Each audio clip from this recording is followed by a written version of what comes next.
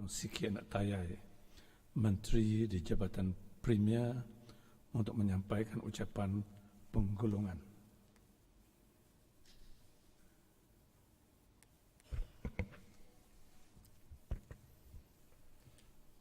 Terima kasih, Tuan Sri Speaker. Selamat tengah hari, salam sejahtera, salam Sarawakku sayang. First and foremost, I'd like to thank Tuan Speaker for giving me the opportunity to deliver my winding up speech this afternoon on matters under my portfolio.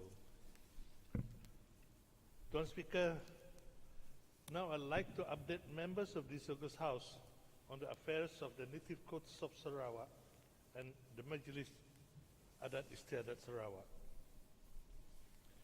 As an introduction, I wish to bring to the attention of this August House on the native court legal system, that we have today had existed since the Raja Brooke era in 1870 and had been evolved during the last 150 years to become part of the Malaysian plural legal system until today. The current Native Code Sarawak came into being with the passing of the Native Codes Ordinance in December 1992. The Ordinance of the Chief Registrar, which oversees and supervises all the Native Codes under the residence and districts, to become operational on the 1st June 1993, and by 1st June next month, the office of the Chief Registrar would have been in existence for 30 years. As a unit under the Premier's Department, the Native Codes of the Office of the Chief Registrar had been and are still an integral part of the state administration. A restructuring and elevation of the Native Codes of Sarawak. In my address in the last August House last November, I had highlighted the progress of the study to restructure and elevate the status of the Native Codes, which was commissioned by the state government in 2020. The study was aimed at producing a master plan to transform the current Native Codes into an independent judicial system like the Syria and Civic Codes. The study was completed in February 2022. The final report contained the master plan for the transformation of the Native Codes have been approved by the Study Steering Committee chaired by the Deputy Premier and the Yang Berhormat Bukit Saban in September 2022. At this juncture, we are now in the process of tabling the master plan to the State Cabinet for approval and implementation. Tuan Speaker, the performance in settling cases by the Native Codes. Under the provision of the Native Codes Ordinance 1992, the function and operations of the Native Codes are to be performed by the residents, district officers. By the operation of the ordinance, the district officers of the 45 districts that we have now throughout Sarawak are the ex-officio magistrates and the presiding officers of the district Native Codes, and the 12 residents are the ex-officio magistrate and the presiding officers of the resident Native Code respectively. At the community level codes, namely the Headman Code, Chief's Code and the Chief Superior Code, the function of the Native Codes are performed by the Headman or Ketua Kaum or community leaders or Ketua Masyarakat at the respective communities. The Headman or Ketua Kaum are the presiding officers of the Headman Codes at the village or kampung level, while those who are appointed by the state government as Penghulu, Pamanchas in Temanggung are the presiding officers of the Chief Codes and the Chief Superior Codes. These presiding officers are directly under the district officers and administrative officers in charge of the sub-districts.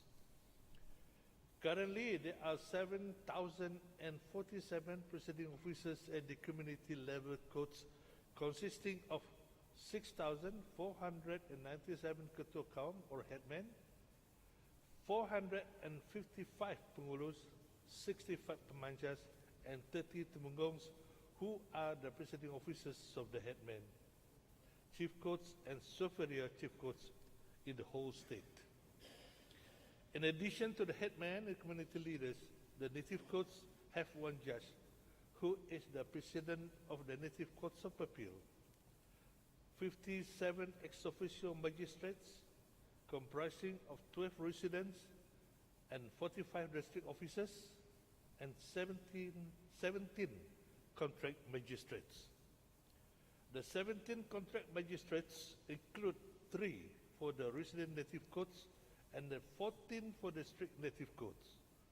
These 17 contract magistrates are directly under the Chief Registrar of the Native Court, and they are assigned to circuit magistrate throughout Sarawak. The 14 contract magistrate for the district native courts are mostly former district officers, and 4 of the 14 are legally qualified and are members of the role of advocates of the High Court of Sarawak and Sabah. I'm pleased to report that by 30th April this year, out of the total 17,003 registered cases, 10,583 cases, or 63%, have been settled. This is an achievement of 720 additional cases within the last 1 year, and the settlement of the cases at the district and resident native courts is mainly through the circuit contract magistrates. The Native Court Sarawak is making every effort to settle the remaining 6,420 outstanding cases, particularly before the district and resident native courts. The cases were mainly the cases which were registered before 2014 and cases involving land compensation are given priority. Native Courts Trust Account on Land Compensation. Since January 2019, the Chief Registrar of the Native Courts had been assigned by the state government to be the controlling officer of the Native Courts Trust Account. This is the account where land compensation involve native customary right land which are under dispute are disputed pending the settlement of the dispute through the native courts. Previously, the trust account was under the State Account General. The transfer of responsibility serah tugas in the management of the Native Courts Trust Fund from the State Account General to the Chief Registrar of the Native Court in 2019 involved a sum of 12,236,242 ringgit and 7 cents in compensation. This amount involved 226 outstanding cases. By 30th April 2023, 40 of the cases involving 3,016,865 and 80 cents in compensation had been settled, while 186 cases involving 8,519,286 and 4 cents are still outstanding. For the information of this Dewan, as I have just mentioned, land compensation cases are given priority by the native courts over other cases to ensure that development projects approved by the state government are not held up because of the dispute over the land compensation. Tuan Speaker, capacity building program to enhance skills and competency for handling court cases. The Office of the Chief Registrar had been organizing a series of capacity building programs involving training, workshops, seminars, and briefings to the native court proceeding officers since 2014. The capacity building program also involves the ex officio magistrates and official handling native codes matters at the resident and the district office. The program are aimed at enhancing the skill and the competency of the presiding officers, particularly the ex officio magistrates in handling their court cases. For this year, 2023, 3 more capacity building programs would be carried out on a regional basis, namely for the southern, central, and northern regions. The target group will be the district officers and administrative officers at the district and the sub-district, as these are the principal officers who should carry out the functions of the district native codes. This is consistent with the focus of the Office of the Chief Registrar to settle the outstanding cases expeditiously to the district officers who are ex officio magistrates. 2 of the 3 programs planned for the year for the northern and southern region had been implemented to date, and the 3rd program for the central region division has been planned in July this year. With respect to the headmen and community leaders who are the presiding officers of the headman code, chief codes and chief superiors code handling mainly on the breaches of the adat, the capacity building program would focus on the newly appointed headmen and community leaders. This is to equip them with the awareness, knowledge, and competency to perform their judicial tasks based on the provision of the Native Code Ordinance. Upgrading of native code rooms at districts and sub-districts. Tuan Speaker, the government through the State Development Office has thus far upgraded or renovated 21 court rooms in various districts and sub-districts throughout the state. The upgrading program started in 2015 under the program HAS Bumi Putra Sabah and Sarawak, and up to the end of 2022, that is last year, an allocation of over 3.2 million ringgit had been spent on the upgrading works. Funds for the court rooms renovation and upgrading are provided by the federal government through the State Development Office. For this year, 2023, 2 more court rooms have been approved under the upgrading program, namely at Belaga District Office and the Matu District Office. The State Development Office is the implementing agent for these 2 projects. The Office of the Chief Registrar is now in the progress of conducting a survey to determine the needs and the financial requirements to upgrade, standardize, and equip all other courts throughout the state. The ultimate objective is to equip all the courtrooms in the state to meet the required standard in terms of layout, furniture, and fitting, and the ICT facilities. Organizational strengthening. The Chief Registrar Office at Kota Semrahan, or HQ, is the native code, had been operating on a skeletal but highly committed team of staff. The small number of staff has to some extent affected the service delivery performance of the organization to the public. The manpower strength of the Chief Registrar Office has been givenly enhanced since the beginning of this year with the recruitment of 6 N41, 2 N48, and 154 administrative officers. The total number of administrative staff in the professional and managerial category are increased significantly from 4 in December 2022 to 13 by the end of April this year. In this regard, I wish to thank the state government for the much needed recruitment of the additional officers. The Chief Registrar Office, and for that matter, the Native Codes as a unit in the Premier's Department, had and will continue to do their best and providing excellent service to all stakeholders judiciously and expeditiously.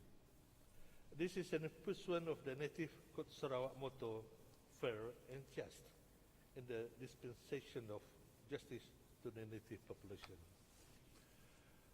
Tuan Speaker, I'd like to thank members of this August House who have touched on the affairs of the native codes under my purview for the betterment of the organization, namely Yang Berhormat for Bukit Samuja and Yang Berhormat for Baklalan.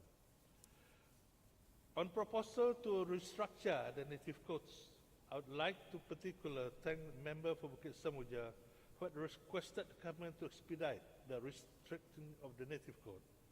The member for Samuja, Bukit Samuja can be reassured that the government will implement the recommendation in the Transform Master Plan as soon as it approved by the GPS government. On the status of the Interpretation Amendment Ordinance 2022, the enforcement of the Interpretation or Amendment Ordinance 2022, which was passed by this Dewan on the 15th of February 2022, was raised by Yang Berhormat for Baklalan, and I would now update the August House on the status of the same subject matter. For the information for Honorable Member for Baklalan, the condition and requirements for the recognition of a person who is a citizen and natural-born child of a person of a race indigenous to Sarawak as a native of Sarawak, as stipulated in the Interpretation or Amendment Ordinance 1922, had been drafted and discussed among the relevant government agencies. However, due to the importance, complexity of this matter, its impact on the people of Sarawak, and to safeguard the special position and the rights of the natives of Sarawak as enshrined in the Federal Constitution, it was decided that further deliberation and review to the proposed condition and requirement be made to ensure that the said proposal is suitable, reasonable, and practical. Most importantly, the new condition and requirement would not cause inconvenience to the people of Sarawak before the JPS government gazetted the enforcement of the ordinance. Now, I touch on the Majlis Adat Istiadat Sarawak. Tuan Speaker, establishment of an agency to support the Majlis Adat Istiadat. Now, I would like to touch on some very important matters relating to the Majlis Adat Istiadat Sarawak, or MAIS for simplicity. Majlis Adat Istiadat Sarawak was first established in 1972 to oversee and manage the preservation, promotion, and propagating of Adat of the natives of Sarawak. The late Tun Juga was MAIS first president, and he was among the most staunch and prominent campaigners for the establishment of the government body to oversee and manage the preservation, promotion, and propagating of Adat. On the 1st April 1974, MAIS was established as a unit in the then Jabatan Ketua Menteri. The passing of this Majlis Adat Istiadat Sarawak Ordinance 1977 legally entrenched the establishment of the Majlis Adat Istiadat Sarawak, a body to advise the Yang di-Pertuan Negeri and Majlis Mesyuarat Negeri on all matters pertaining to the native system of personal law and Adat in Sarawak. Other functions and duties may be summarized as the preservation, promoting, and propagating of the Adat. MAIS may be also give advice to any person or body or person if requested by a such person or body or persons or on its own motion. Adat are still very important for the regulating of social, economic, and political relations and affairs of the natives of Sarawak. Because there are many social relations and affairs peculiar to the native communities in Sarawak, which is not regulated by the law of Sarawak or federal law, but only regulated by adat. The purpose and rationale behind most adat are the promotion and maintenance peace, harmony, and unity. The purpose and rationale are meant to realize, to achieve the ideal, namely longevity, good health, good fortune, and prosperity. The term adat, which I'm referring to, are those adat which are actionable and enforceable in the native codes of Sarawak or any other code of law in the Federation of Malaysia. Adat means native laws similar to any other laws or rules of Sarawak or the Federation. Therefore, my function and the duties that do not extend or include matters which I have referred to as adat, but purely on the social culture, tradition, values, etiquette, to name but a few. From the brief history mentioned earlier, MAS has existed for more than 50 years, and during those years, there have been many social, economic, and political changes and development that have taken place in the native communities. The changes and development bring about modernity and sense of self-definition, or our generation about our own technological innovation and advancement, good governance, and improvement on social economics. Many adat are ancient in origin and traditional in application. This is where the principle or theories formulated during the long distant past are used to regulate the regulation and affairs of the present. The social situation in which the principles or theories were compatible are diminishing or no longer existing. Thus, there is a clash of ancient and modernity. As a result, some adat are no longer relevant and not suitable for the regulating or regulation of social relations and affairs in the modern native communities. Adat must evolve through modernization or reinterpretation to adjust and adapt to the new social situation. Adat must be a living law to be relevant. Tuan Speaker, I would like to mention some of the social situations that are challenging and relevant to the adat of the native communities.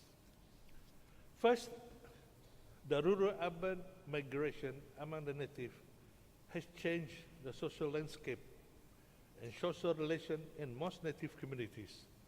Some natives have become dual resident in terms of adat. This is where they are resident of their longhouse or kampong by virtue of having a house or bilik in their longhouse or kampong, and at the same time they are permanent resident in town or cities where they work or live.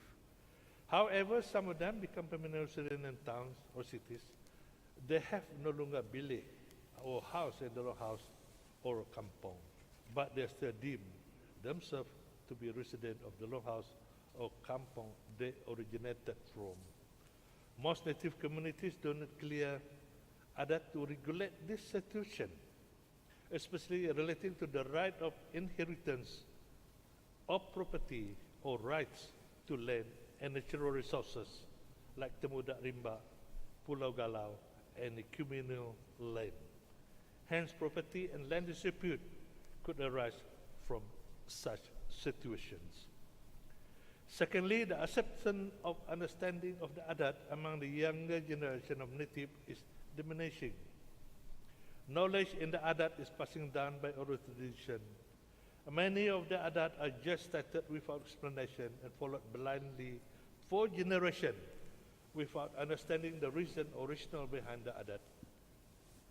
Modernity bring about widespread literacy among the younger generation of natives. Many literate members of the younger generation are now quite are not quite ready to accept adat without knowing the reason or rationale behind the adat. This is a serious issue because the younger generation is the bridge that connects adat from the present to the future. Thirdly, there is an ongoing conflict between Christians teaching in some adat, especially those adat are derived from spiritual sanction or prohibition. These adat are expressed as dos and don, pantang larang atau penti pemali.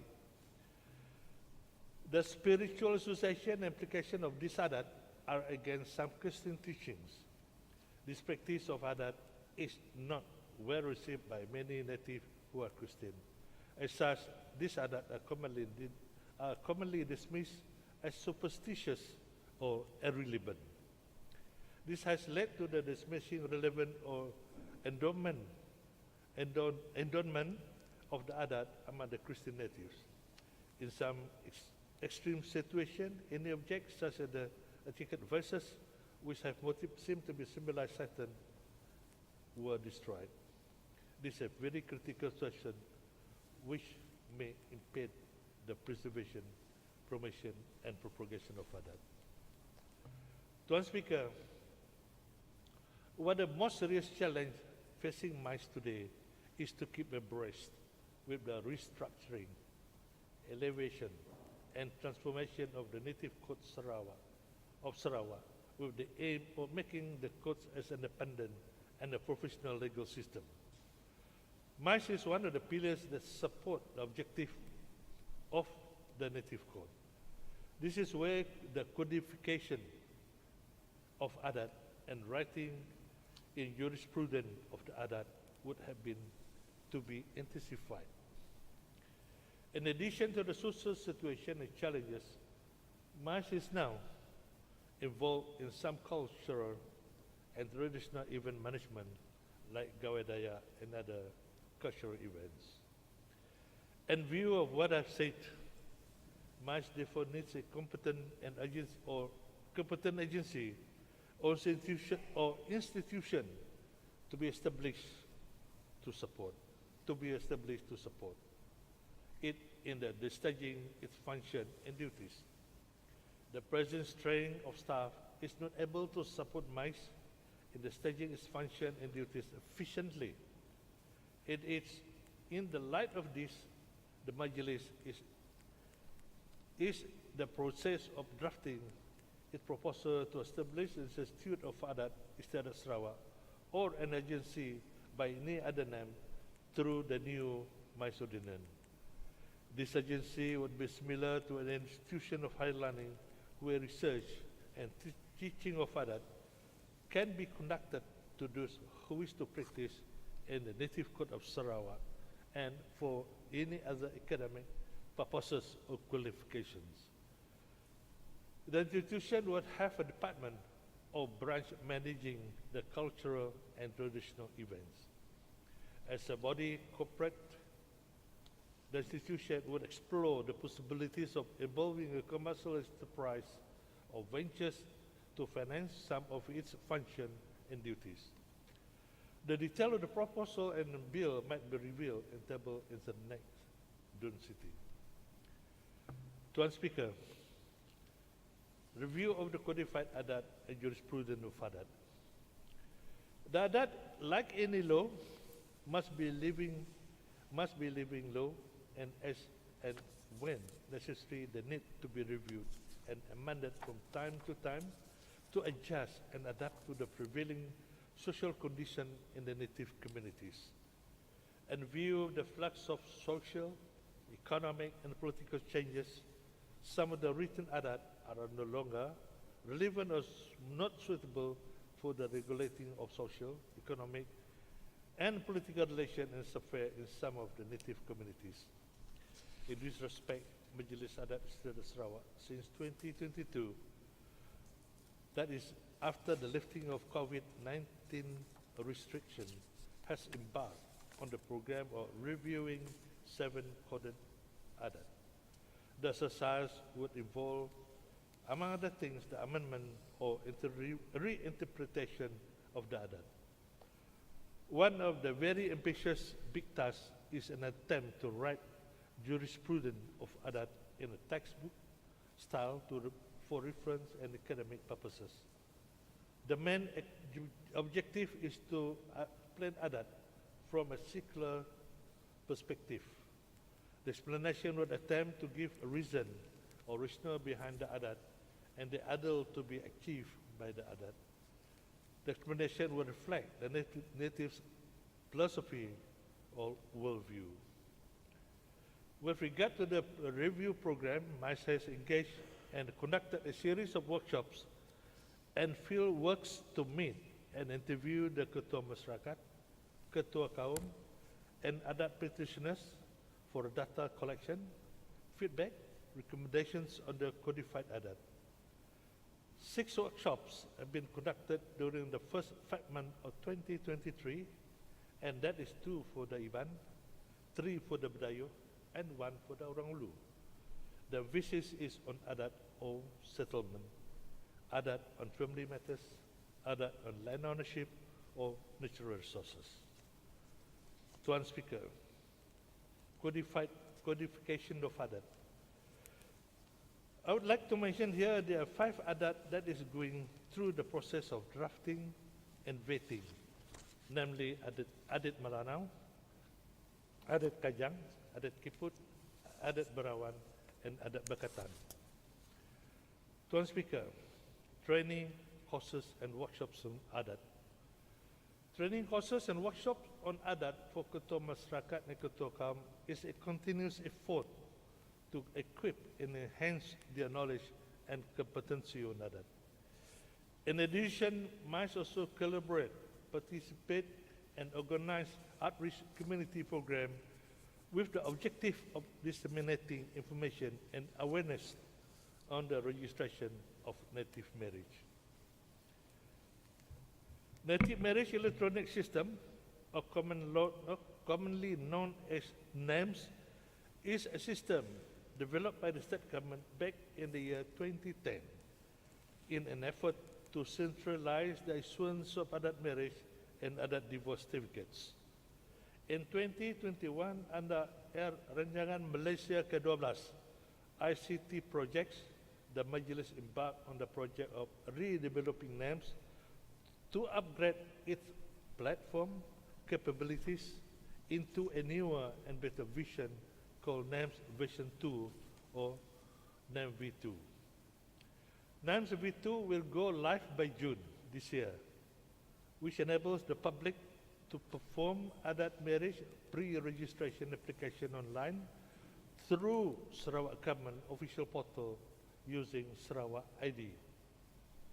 For online and counter services pre-registration, the adat marriage pre-registered assist will be available to the public via 45 district offices and 22 sub-district offices all over Sarawak.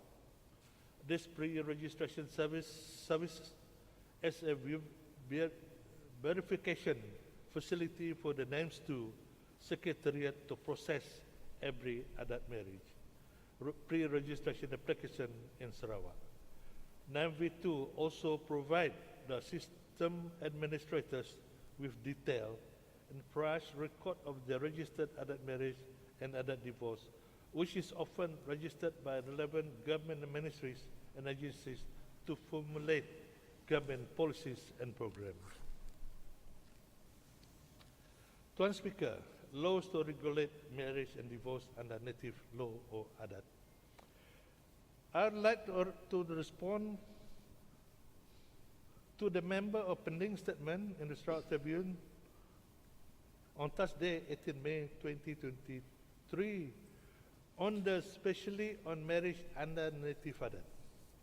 In her statement, the Honourable Members requested the Sarawak Government to take immediate action to tighten existing laws and policies to eradicate child marriage. She further said that customary marriage lacks specific regulation, making rural children particularly vulnerable to early marriages without penalty. She further requested mines to secure the consent of all community leaders to raise the minimum marriage age to 18 by July 2023. I would like to inform the honourable members for pending that mines has taken an initial step to formulate a law on this matter. The provision of this proposed law, among others, would include the provision of solemnities of marriage, registration of marriage, and the capacity on the impediment for marriage. There would be specific provision regulating underage marriage. Tuan Speaker, now I touch on perkara-perkara yang dibangkitkan oleh ahli-ahli yang berhormat. Dengan kesempatan ini juga saya ingin memberi maklum balas kepada perkara-perkara yang telah dibangkitkan oleh ahli yang berhormat semasa perbahasan mereka yang berkaitan dengan bidang kuasa portfolio saya, iaitu unit pengurus imigresen dan buruh atau LEMU dan unit pentadbiran. Pengajian pekerja asing atau pekerja bukan pemestudin oleh peniaga gerai-gerai di Sarawak. Untuk makluman ahli berhormat bagi Tupong, dasar kerajaan Sarawak sentiasa mengutamakan peluang pekerjaan kepada anak-anak tempatan walaupun ada industri yang berdesak atau mendapatkan perkhidmatan pekerja asing, terutama selepas berakhirnya pandemik COVID-19 di mana keadaan ekonomi semakin pulih. Kerajaan Sarawak sentiasa komited dengan semangat rakyat Sarawak diutamakan, Sarawak First, di mana kerajaan telah mengetepikan hak rakyat dengan menyediakan peluang pekerjaan lebih dahulu kepada anak tempatan. Ini juga selaras dengan inisiatif Pelan Strategik Pembangunan Pasca COVID-19 Sarawak atau PCDS 2023 yang menekankan penglibatan anak tempatan dalam pembangunan ekonomi. Berdasarkan polisi sedia ada, pemilik medan selera to food court dibenarkan untuk menggaji pekerja bukan pemestudin. Walau bagaimanapun, kerajaan Sarawak akan sentiasa menambah baik bagi polisi pengambilan pekerja asing dari masa ke semasa. Pendatang asing tanpa izin, parti. Untuk maklumat ahli berhormat Jepang, kerajaan Sarawak tidak menghalang industri untuk menggaji pekerja asing untuk bekerja di Sarawak walaupun dalam tempoh pandemik COVID-19. Kerajaan Sarawak juga telah melaksanakan plan rekabulasi pendatang tanpa izin atau parti yang di mana program rekabulasi tenaga kerja RTK bertujuan untuk mengregularisasikan parti di Sarawak sebagai pekerja asing yang sah untuk digajikan oleh majikan yang layak tertakluk kepada syarat dan kriteria yang telah ditetapkan. Menurut rekod daripada Jabatan Imigresen Malaysia, Sarawak sejumlah 4,532 parti telah diluluskan untuk melibatkan berbagai sektor.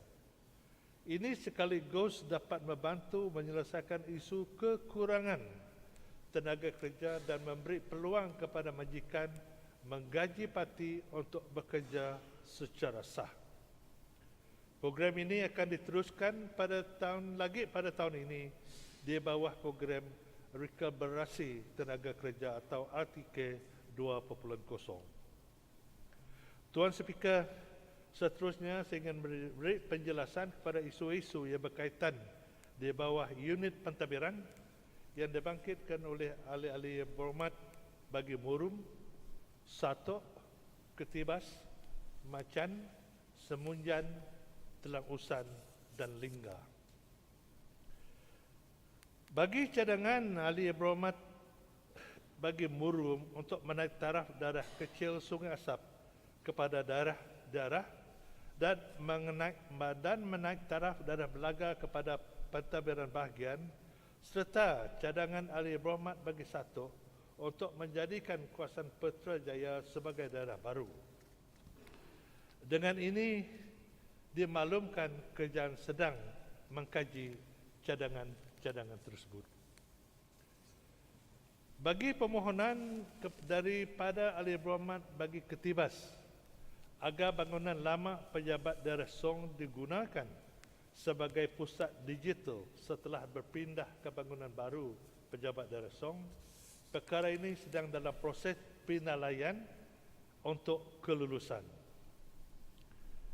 Tuan Speaker, bagi isu yang dibangkitkan oleh Yang Berhormat bagi Macan, iaitu untuk kerajaan menaik taraf bangunan pejabat daerah Ke-6, sukacita saya memaklumkan bahawa projek tersebut telah disenaraikan di bawah kajian separuh penggal Rancangan Malaysia Ke-12 untuk kelulusan.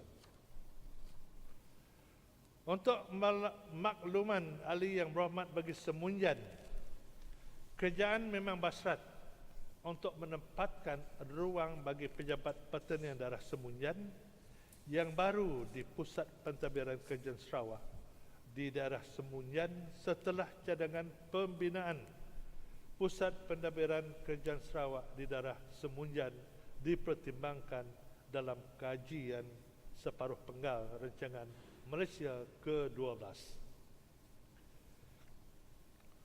Untuk makluman ahli yang berhormat bagi Telangusan, pembinaan bangunan pejabat daerah kecil Long Bedian telah diluluskan dengan nilai skim sebanyak 7 juta. Projek ini kini dalam proses reka bentuk dan proses tender akan dilaksanakan pada bulan Ogos 2023. Tempoh pelaksanaan projek adalah 24 bulan. Kerajaan masih dalam usaha mengenal pasti pusat pentadbiran bagi daerah Telangusan yang belum dicadangkan di Longsan. Cadangan pembinaan pejabat daerah Telangusan telah diluluskan dalam Rancangan Malaysia Ke-12 dan akan dibina di pusat pentadbiran yang sedang dalam pengenalan pasti lokasi. Buat masa ini, pejabat daerah Telangusan beroperasi di bangunan pejabat daerah kecil Long Lama. Untuk makluman ahli berhormat bagi Lingga, kerajaan akan menjalankan kajian kebolehsanaan penempatan mesin cash deposit machine atau CDP dan kios servis Sarawak di kawasan tersebut. Before I conclude,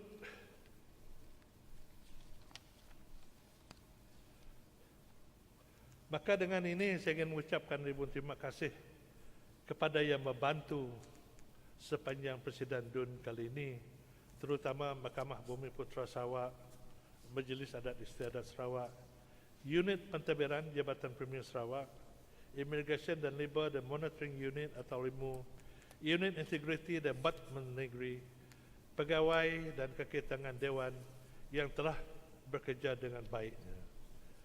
Maka dengan kesempatan ini juga saya bersama rakan-rakan yang lain ingin mengucapkan selamat Hari Gawai, Gayu Guru Geranyamai to all the Dayak where they are untuk Gawai Dayak ke tahun 2023. Dan seperti rakan yang lain juga, saya ada 3 buah pantun ini yang telah disediakan. Jadi pertama, beras adan kegemaran menteri datangnya dari kawasan Baklalan. Bernas idea memajukan negeri, adat pula ditinggal jangan. Mahkota dewa pokok bahasiat diguna dalam perubatan tradisional. Dewakan semua sihat walafiat, realisasikan impian premier di era digital. Kupohon mahap sempena gawai dituju agai bala kita semua. Gayu guru geranyamai, lantang senang nguan menua. Sekian, terima kasih. Dengan ini saya menyokong usul ucapan Tuan Ketua pada awal persidangan. Sekian, terima kasih. Ali Mohammed, we have a break. Sitting resumes at 3 p.m.